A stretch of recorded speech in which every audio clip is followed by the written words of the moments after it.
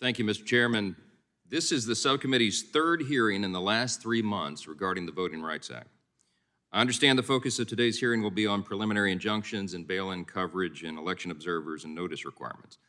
I presume my colleagues on the other side of the aisle will focus on these provisions in the context of H.R. 4, the Voting Rights Advancement Act.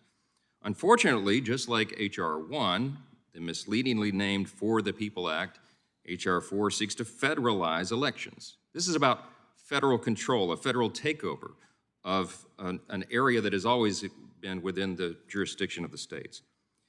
That would be contrary to the Constitution's explicit mandate that it is the state legislatures that administer our elections. H.R. 4 intends to reinstate the preclearance requirement that was struck down by the Supreme Court in 2013 as unconstitutional.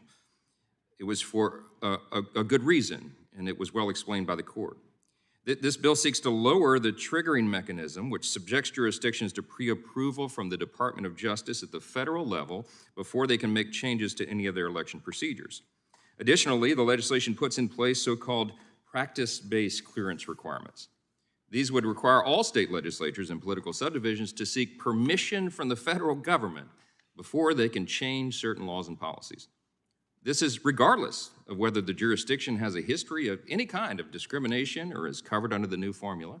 And this legislation is just another example of a politically motivated power grab to enable partisan federal bureaucrats to control our state election laws. Voting is a fundamental, constitutionally protected right in this country, and the 15th Amendment requires states to ensure voting is accessible and available to every American. States also need to administer elections that are free from fraud and administrative errors. The COVID-19 pandemic, as we all know, presented new challenges for the 2020 election, and it drastically altered how states administer their elections. Many of these changes were unconstitutionally implemented via executive or court order, completely bypassing state legislatures, as is required in the text of the Constitution itself.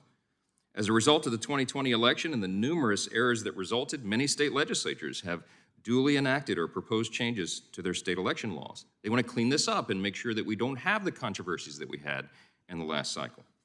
These changes largely seek to enhance election integrity and increase the public's waning confidence in our election processes.